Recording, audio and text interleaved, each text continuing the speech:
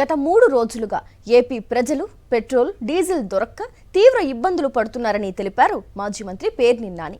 ప్రజలు ఇన్ని ఇబ్బందులు పడుతుంటే 40 ఇయర్స్ ఇండస్ట్రీ అని చెప్పుకునే చంద్రబాబు ఏం చేస్తున్నారని మండిపడ్డారు. కేంద్ర ప్రభుత్వంతో మాట్లాడి రాష్ట్రానికి ఇంధనం తేలేకపోతున్నారని విమర్శించారు. విజనరీ అంటూ డబ్బా కొట్టుకోవడం తప్ప రాష్ట్రానికి చంద్రబాబు చేసిందేమీ లేదన్నారు పేర్ని నాని. గడిచిన 3 రోజులుగా రాష్ట్ర ప్రజలు పెట్రోల్కి డీజిల్కి కొరతతో విపరీతమైనటువంటి అగచాట్లు పడుతున్నారు. 45 ఏళ్ల ఇండస్ట్రీ అని చెప్తాడు ఆయన.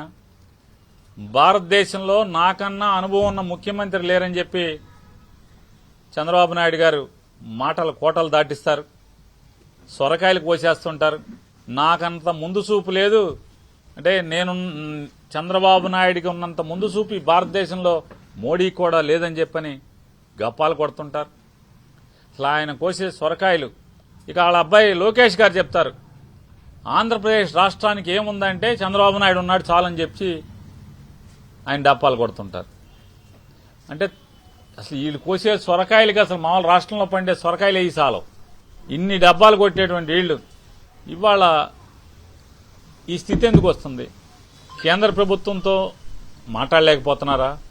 అంటే ఇవాళ పెట్రోలు డీజిల్కి బారులు తీరితే కేవలం మీకు కనపడేది మోటార్ సైకిళ్ళ క్యూ కనపడుతుందేమో, కానీ ఈ మోటార్ సైకిళ్ళ క్యూ కాకుండా ఈ పెట్రోల్ అగచాట్ల మాటున పేద మధ్యతరగతి వర్గాల బతుకులు నలిగిపోతున్నాయి అనేది, భోజనానికి ఇబ్బంది పడే పరిస్థితులు అనేది నారా చంద్రబాబు నాయుడు గారికి, పవన్ కళ్యాణ్ గారికి లేదా లోకేష్ నాయుడు గారికి ముగ్గురికి కూడా స్పృహ లేకపోవటం ఎంత దురదృష్టం. ఇది మొక్కుబడి చర్యగా నిన్న సివిల్ సప్లైస్ అధికారులతో నారా చంద్రబాబు నాయుడు గారు రివ్యూ పెట్టారు.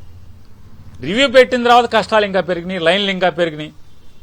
అంటే నగరాల్లో ప్రజల యొక్క ఇబ్బందులే ఇట్లా ఉంటే ఇక మారుమూల పల్లెటూరుల పరిస్థితి